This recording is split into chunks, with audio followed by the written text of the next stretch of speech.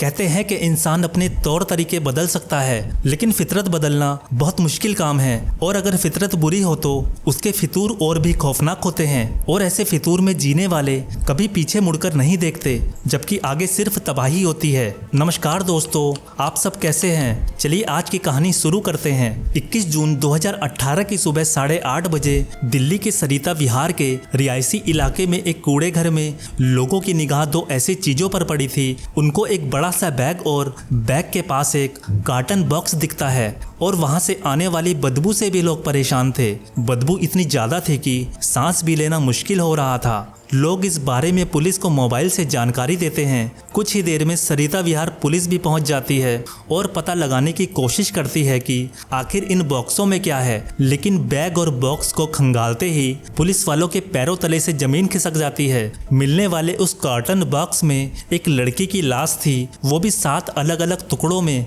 हाथ, पैर, सिर, गर्दन सब अलग अलग था। चेहरे को चाकू से बुरी तरह से गोंदा हुआ था ताकि महिला की पहचान न हो सके। आसपास अच्छे से जानकारी लेने के बाद पुलिस लाश को पोस्टमार्टम के लिए भेज देती है। जिस तरह से लाश को 7 अलग अलग टुकड़ों में काटकर बैग और कार्टन बॉक्स में भरकर ठिकाने लगाया गया था, उससे तो साफ था कि मामला कत्ल का है। लेकिन मरने वाली लड़की कौन थी और कहाँ रहती थी? उसका कत्ल किसने किया था? लाश के इतने टुकड़े कहाँ और क्यों किए गए थे? ये सभी सवाल अभी अनसुलझे थे। पुलिस को इन सभी सवालों के जवाब जानने थे। सबसे पहले तो मरने वाली लड़की की पहचान करनी थी, लेकिन दिक्कत ये थी कि आसपास से लोगों से पूछताछ करने के बावजूद मरने वाली लड़की की शिनाख्त नहीं हो पाई थी, क्योंकि शरीर पर कोई पहचान चिन्ह नहीं थे।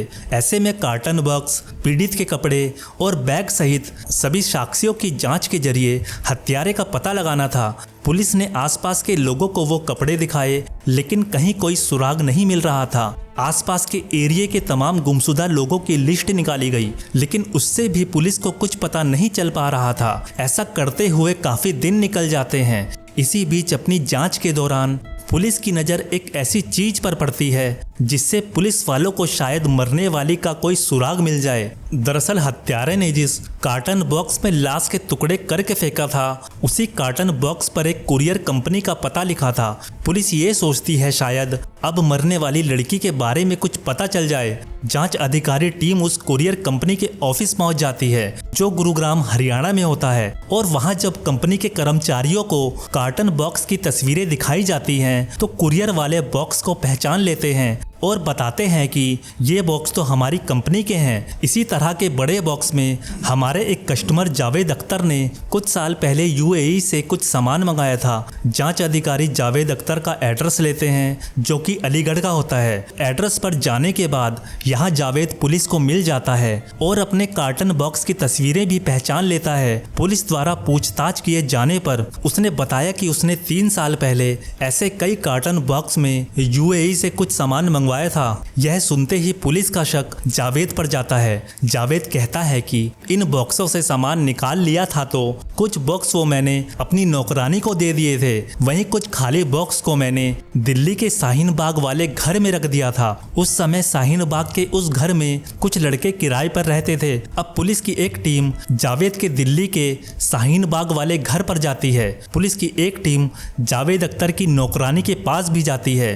पुलिस को वहां पर खाली बॉक्स मिल जाते हैं। पुलिस जब जावेद के शाहीन बाग वाले घर पहुंचती है तो वहां ताला लगा होता है। पास ही के लोगों से पूछताछ करने पर पता चलता है कि उस मकान में साजिद अली अंसारी नाम का एक व्यक्ति अपनी बीवी और 2 बच्चों के साथ रह रहा था, जो पेशे से एक इंजीनियर था। लिहाजा इससे पुलिस का शक साजिद अली पर चला जाता है। पुलिस ने आसपास के लोगों से साजिद अली के बारे में जानकारी इकट्ठा करना शुरू कर दिया, तो पता चला कि वो वहां से घर खाली करके चला गया था। उस घर की चाबी भी पड़ोस के घर में ही दे गया था और जाते समय वो आसपास की दुकानों का उधार चुकाकर गया था। अब पुलिस का शक साजिद पर ही जाता है। पुलिस सोचती है कि कत्ल करने के बाद साजिद अपने परिवार को लेके भाग गया हो। अब पुलिस को तलाश थी साजिद अली अंसारी की। पुलिस की कई टीमें उसकी तलाश में जुट गईं। पूछताछ करने पर पुलिस को पता चलता है कि साजिद के भाई इश्तियाक अली अंसारी और हसमत अली अंसारी शाहीन बाग में ही रहते हैं और उनका घर यहाँ से कुछ दूर ही मौजूद है। इसके बाद जांच अधिकारी उसके भाई के घर का पता लगाते हैं और आखिरकार घर पर इश्तियाक और उसका छोटा भाई साजिद पुलिस के हत्थे चढ़ जाते हैं। पकड़े जाने पर जांच अधिकारी साजिद से पूछताछ करती है। साजिद और उसका भाई उस लड़की और उसके 7 टुकड़ों वाली बात से साफ इनकार कर देते हैं और पुलिस को अपनी झूठी बातों में उलझाने की कोशिश करते हैं। लेकिन पुलिस दोनों के चेहरे और हाव भाव को देखकर समझ चुकी थी कि यह जरूर झूठ बोल रहे हैं। इसके बाद पुलिस उस कार्टन बॉक्स की तस्वीरें साजिद और इश्तियाक को दिखाती है और उसको देखते ही साजिद के पसीने छूटने लगते हैं। थोड़ी सी सख्ती दिखाते ही साजिद सब कुछ कबूल कर लेता है और कहता है कि हाँ, वो बॉक्स मैंने जाकर फेंका था। साजिद ने कत्ल की जो कहानी पुलिस को बताई वो चौंका देने वाली थी। साजिद अली ने पुलिस के सामने खुलासा किया कि 7 टुकड़ों में जिस लड़की की लाश पुलिस ने बरामद की थी वो कोई और नहीं बल्कि मेरी 27 साल की बीवी जूही थी, जिसकी मैंने गला दबाकर हत्या कर दी थी। अब घर में जूही की लाश पड़ी थी, मगर सवाल ये था कि लाश को कैसे और कहाँ ठिकाने लगाया जाए। कुछ देर सोचने के बाद उसने अपने भाई इश्तियाक को फ़ोन करके अपने पास बुलाया और सभी बात बताई। इसके बाद दोनों ने लाश को ठिकाने लगाने की एक खूनी तरकीब निकाली। भाइयों ने साथ मिलकर जूही की लाश के चाकू से 7 टुकड़े कर डाले। उसके शरीर को अलग अलग टुकड़ों में काटकर पॉलीथीन में पैक कर दिया। फिर वहां पहले से रखे जावेद के मंगाए एक कार्टन बॉक्स और बैग में लाश के सभी टुकड़ों को भर दिया। इसके बाद साजिद और इश्तियाक ने सरिता विहार के कूड़ेदान पर पहुंचे और लाश से भरा बॉक्स और बैग वहां फेंक कर चले गए। घर पहुंचने के बाद वो घर को अच्छी तरह से साफ करते हैं। खून के निशान मिटा दिए थे, कपड़ों को भी ठिकाने लगा दिया गया था। लेकिन इसके बाद हर एक के मन में एक सवाल था कि ऐसी क्या वजह हो सकती है कि साजिद ने अपनी बीवी को इतनी दर्दनाक मौत दी थी। लाश मिलने के एक दिन बाद साजिद और उसके भाई की गिरफ्तारी होती है और पुलिस को पूरी वारदात साफ साफ बताता है और शुरू से अपनी कहानी बताना शुरू करता है। पूरी सच्चाई जानने के लिए हमें कुछ साल पीछे जाना होगा।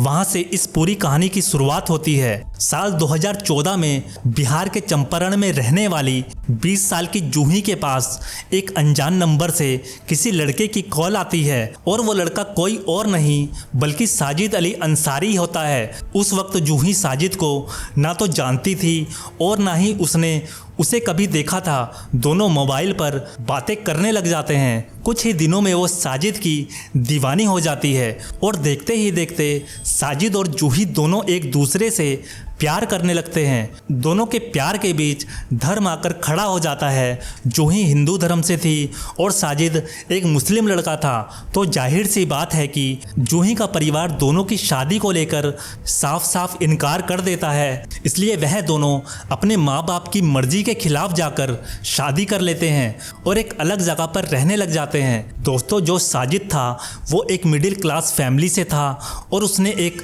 इंजीनियरिंग की डिग्री कर रखी थी, लेकिन उसके बाद भी वो अब तक बेरोजगार था। और वहीं जूही एक अच्छे परिवार से थी और शादी के बाद बेरोजगारी की वजह से इन दोनों के खाने पीने तक की परेशानी होने लगती है।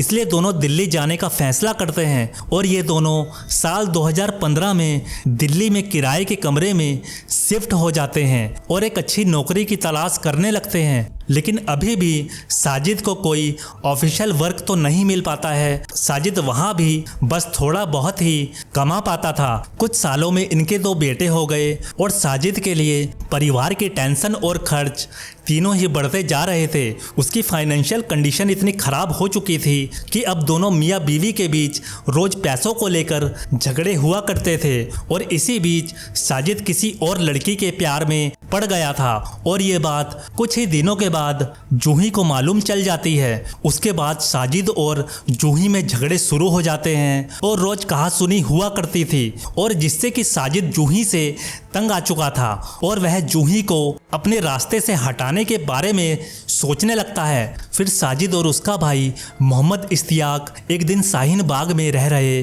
अपने एक और भाई हसमत अली अंसारी के घर जाते हैं और फिर ये तीनों मिलकर जूही को हमेशा के लिए अपने रास्ते से हटाने की प्लानिंग करते हैं। और 20 जून से कुछ दिन पहले साजिद अपने आसपास के लोगों का सारा कर्जा चुका देता है और कहता है कि अब 1 या 2 दिनों में मैं और मेरा परिवार किराए का मकान छोड़कर कहीं और रहने के लिए जा रहा है, लेकिन वो किसी को ये नहीं बताता कि वो कहाँ जाकर रहेगा।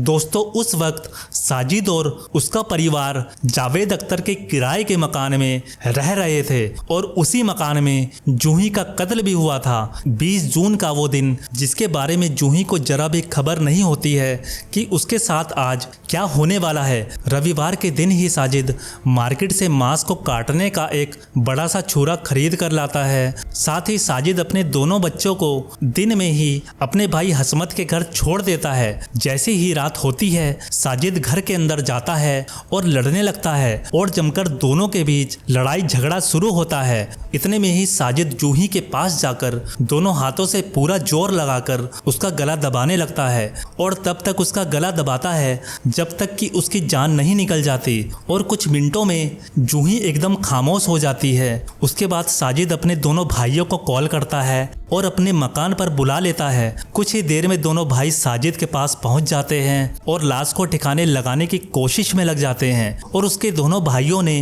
पहले ही सब कुछ प्लान कर रखा था कि जूही को कैसे मारना है और उसके बाद उसकी लाश को कैसे ठिकाने लगाना है। पहले तो वो तीनों जूही की लाश को उठाकर वॉशरूम में ले जाते हैं और फिर साजिद अपने भाई इश्तियाक को चाकू लाकर देता है और कहता है कि इस लाश के टुकड़े कर दो। फिर इश्तियाक चाकू लेता है और जूही के सर को धड़ से अलग कर देता है, हाथ और पैरों के भी अलग अलग टुकड़े कर देता है और जूही के चेहरे को चाकू से पूरी तरह से डैमेज कर देता है ताकि उसकी लाश को कोई पहचान ना सके। उसके बाद साजिद उसी किराए के मकान में पड़े कार्टन बॉक्स में से एक बॉक्स लेता है और अपने पास से एक बैग लेता है और पहले बोरी में लाश के टुकड़ों को अच्छी तरह से भर लेता है और उसके बाद ऊपर से प्लास्टिक को अच्छे से लपेटकर फिर कार्टन बॉक्स में उसे बंद कर देता है। सारी तैयारी के बाद साजिद अपने भाई हसमत को गाड़ी लाने को कहता है। फिर रात में ही वो तीनों मिलकर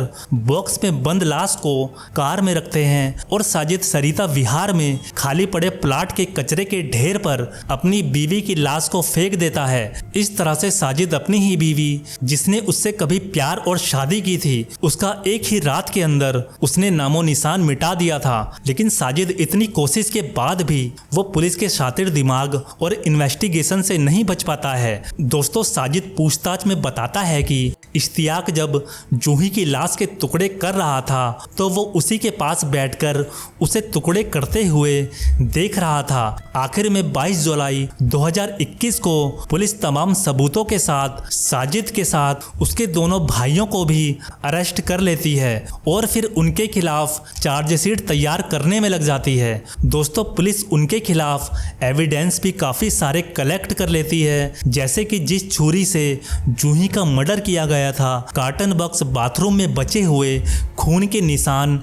ऐसे बहुत से सबूत होते हैं जो कि अदालत में साजिद के खिलाफ पेश करने और उसे सज़ा दिलाने के लिए काफ़ी थे। दोस्तों, इस केस में साजिद के खिलाफ अपनी ही पत्नी का मर्डर और उसके दोनों भाई हसमत और इश्तियाक के खिलाफ लाश को निपटाने और सबूत को मिटाने की कार्यवाही कोर्ट में चल रही है। साजिद के जो दोनों बेटे थे अपने नाना और नानी के पास चंपारण बिहार भेज दिए गए थे। आज का वीडियो यहीं खत्म होता है। इस वीडियो को लाइक और शेयर करें। यदि आपने अभी तक हमारे इस चैनल को सब्सक्राइब नहीं किया है तो अभी कर लें।